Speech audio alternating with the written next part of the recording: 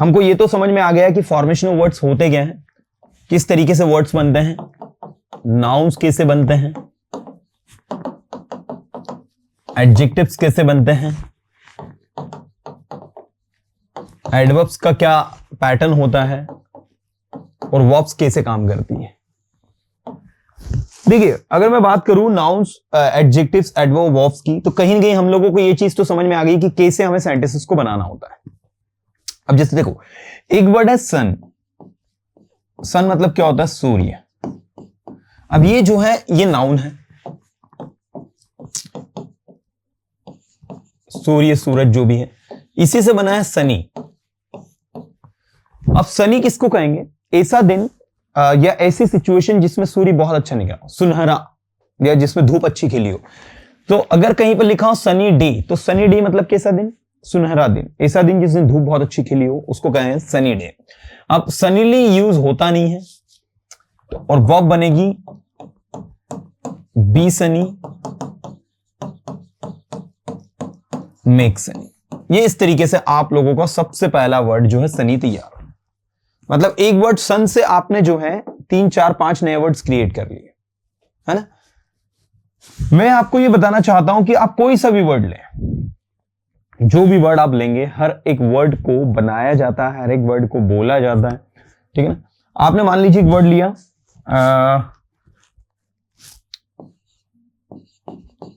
Length. Length का मतलब होता है लंबाई। चलो, लेंथ को देखकर क्या लगता है, नाउन है, एडजेक्टिव है, एडवर्ब है कि वर्ब है? पहले ही बताओ, बताइए लेंथ क्या है? लेंथ है, वेड्थ है। ये लेंथ वेड्थ क्या होती है?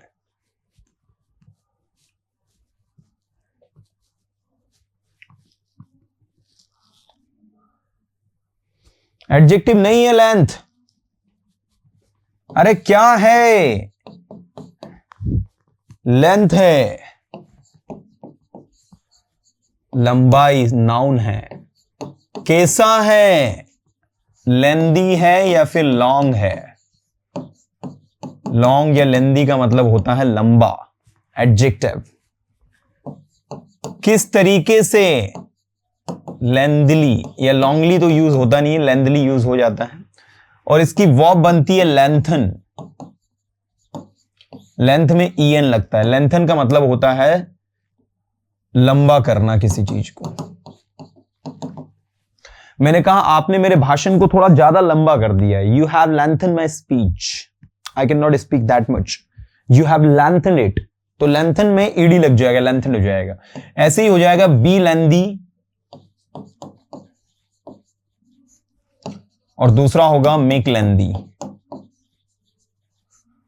ठीक है, बी लेंदी, मेक लेंदी, ये इस तरीके से आपका बनता है।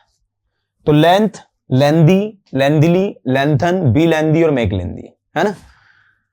कोई सा भी वर्ड जो आप लेना चाहें। चलो, एक वर्ड हमने लिया क्रिएट। बताओ क्या आता है इसको देखकर आपके दिमाग में? क्या है क्रिएट? क्या है? नाउन है, वर्ब है, एडवर्ब है, एडजेक्टिव है, क्या है ये?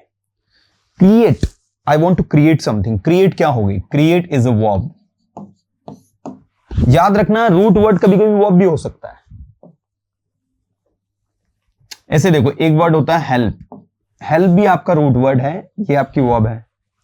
तो कुछ वर्ड ऐसे होते हैं जो रूट वर्ड होने के बाद में वो आपकी वर्ब की तरह काम करते हैं। ऐसे एक वर्ड होता है हील, HEL, हील। हील का मतलब होता है ठीक करना, स्वस्थ करना। ये भी आपका रूट वर्ड है। इसी हील से बना है हेल्थ। इसी हेल्प से बना है, हेल्प आपका नाउन ही है और हेल्प आपकी वर्ब भी है। इसी क्रिएट से बना है क्रिएशन। इससे बना है क्रिएटिव, क्रिएटिव, क्रिएटिव। और एक क्रिएटिविटी भी बना है। तो क्रिएशन और क्रिएटिविटी दोनों के मीनिंग अलग अलग है, लेकिन दोनों नाउन है। क्रिएटिविटी का मतलब होता है रचनात्मकता, क्रिएशन का मतलब होता है रचना। तो रचना और रचनात्मकता दोनों नाउन है। क्रिएटिव ये जो है ये आपकी एडवर्ब है। क्रिएटिवली, क्रिएटिवली मतलब बड़ी रचनात्मक तरीके से। ठीक है, so this is creatively, this is creative, this is create. Create करना मतलब किसी चीज को बनाना, उत्पन्न करना, है ना। यस इसके बाद देखो अगला वर्ड है आपका हील, हेल्प। हेल्प को देखो, हेल्प का एडजेक्टिव होता है हेल्पफुल और एक एडजेक्टिव होता है हेल्पलेस। हेल्पफुल का मतलब होता है सहायक या मददगार और हेल्पलेस का मतलब होता है निसहाय। निसहाय मतलब समझते हो, जिसमें किसी की कोई सहायता नहीं हो पाए, मदद नहीं हो पाए। तो हेल्पफुल और हेल्पलेस दो वर्ड होते हैं आपके। अब यहां पर देखो हेल्प में फुली, हेल्पफुली है ना, ये इस तरीके से आपका लगेगा। हेल्प में हेल्पलेस लगेगा तो हेल्पलेसली हो जाएगा। तो हेल्प, हेल्पफुल, हेल्पलेस, हेल्पफुली और ये इस तरीके से आपका बन गया। ऐसे देखो हेल्थ, हेल्थ से बना है हेल्दी। क्या बना है? हेल्दी। हेल्थ, हेल्दी और ये जो वर्ड है आपका हेल्दीली है ना। तो हेल्थ, हेल्दी, हेल्दीली और हील। हील का मतलब होता है ठीक करना, किसी चीज को सही करना, दैट इज। अब आप देखो यहां पर क्या है, किस तरीके से आपका वर्क कर रहा है। कोई सा भी वर्ड आप बनाओगे, कोई सा भी वर्ड आप बनाओगे तो आपको ये सारी चीजें समझ में आएंगी। ऐसे देखो एक वर्ड मैंने लिखा, जैसे कोई चीज बहुत मुलायम होती है तो उसको क्या कहते हैं हम? सॉफ्ट। बताओ सॉफ्ट क्या होता है? सॉफ्ट कैसा है? सॉफ्ट है मतलब मुलायम है। इससे नाउन क्या बनेगी? सॉफ्टनेस, मुलायमता जो होती है। सॉफ्टली, सॉफ्टली, जेंटली, जेंटल से बना है gently, creatively, effectively, loyally, gradually, ये सारे वर्ड आपके एडवर्ब होते हैं। सॉफ्टली और जेंटली। वर्ब क्या बनेगी? Soften, SOFTEN। सॉफ्टन का मतलब होता है किसी चीज को सॉफ्ट करना, किसी चीज को मुलायम बनाना, ये होता है सॉफ्टन। कुछ वर्ब्स में EN लग के वर्ब बनती है, जैसे देखो lengthen, soften, you got it, lengthen, soften, blacken, deepen. कुछ वर्ब्स ऐसी होती हैं इनमें EN लगाकर आप वर्ब को बनाते हैं। इधर देखो soften, lengthen, deepen, blacken, वाइटन। You can see that हमने इनके लास्ट में EN लगाया और EN लगाया तो ये वर्ब बन गए। सॉफ्टन की सेकंड फॉर्म होती है सॉफ्टन्ड, ED लगता है। लेंथन की सेकंड फॉर्म होती है लेंथन्ड, ED लगता है। डीपन की थर्ड फॉर्म होती है डीपन्ड, ED लगता है। ब्लैकन की थर्ड फॉर्म होती है ब्लैकन्ड और वाइटन की थर्ड फॉर्म और सेकंड फॉर्म होती है वाइटन्ड। ये इस तरीके से आपका बनता है। तो soften, soften, lengthen, lengthen, deepen, deepen, blacken, blacken, whiten, whiten, ये इस तरीके से आपका चलता है। गेटिंग? ऐसे देखो आपका है जेंटली। जेंटली जो है इसका एडजेक्टिव है जेंटल, नाउन है जेंटलनेस। तो जेंटलनेस, जेंटल, जेंटली है ना, और यहां बनता है B gentle, make gentle. B gentle का मतलब होता है जेंटल होना और मेक जेंटल का मतलब होता है जेंटल बनाना। तो बी जेंटल, मेक जेंटल, है ना। आप देख सकते हैं कि हम लोग किस तरीके से वर्ड्स को बना रहे हैं और कैसे हम इन्हें समझ रहे हैं।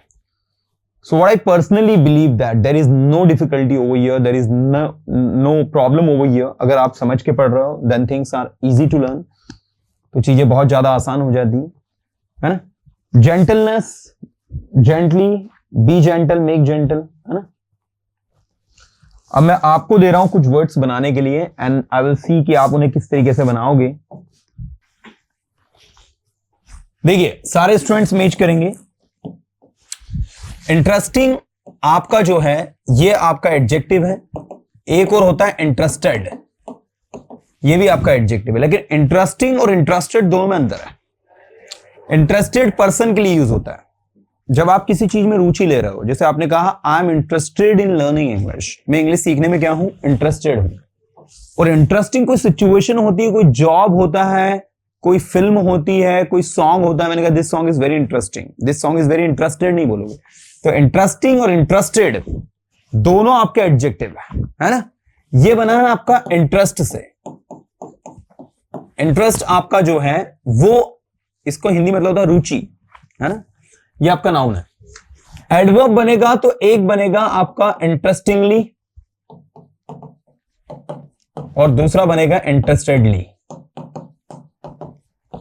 इंटरेस्टिंगली और इंटरेस्टेडली इस तरीके से आपका बनेगा। वर्ब की बात करूं तो वर्ब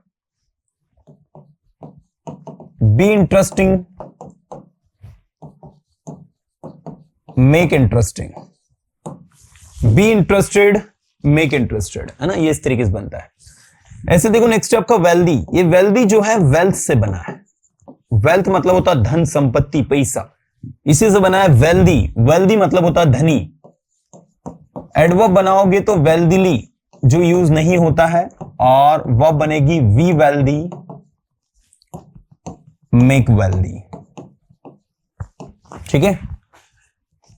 नेक्स्ट है आपका अट्रैक्शन। देखो अट्रैक्शन जो है ये अट्रैक्टिव से बना है। इसका एडजेक्टिव होता है अट्रैक्टिव।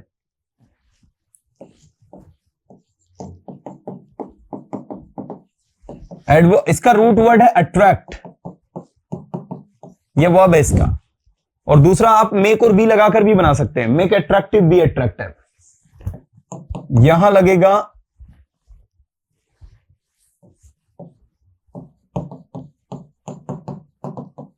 अट्रैक्टिवली, है ना। एडमायर, एडमिरेशन बनेगा, एडमायरेबल बनेगा। एडमायरेबल जिसकी तारीफ करने योग्य हो। एडमायरेबली बनेगा, है ना। तो एडमायर, एडमिरेशन, एडमायरेबल, है ना, इस तरीके से। इसके बाद देखो केयरलेस की बात करूं मैं तो केयरलेस, ये केयर और ये केयर, ये दोनों, ये केयर एक ऐसा वर्ड है हेल्प की तरह जो नाउन भी है और वर्ब भी है ना। केयर की वर्ब भी यही होती है, नाउन भी यही होता है। केयरलेस, और एक और बनता है केयरफुल। केयरलेस लापरवाह को कहते हैं, केयरफुल सावधान को कहते हैं। एडवर्ब भी दो बनेगी अगर दो एडजेक्टिव है तो। एक बनेगा केयरलेसली, एक बनेगा केयरफुली। दोनों में डिफरेंस क्या है? केयरलेसली मतलब होता है लापरवाही से, और केयरफुली मतलब सावधानी से। ठीक है। इसके बाद देखो अगला वर्ड है कलेक्ट। कलेक्ट से बना है कलेक्शन, कलेक्टिव,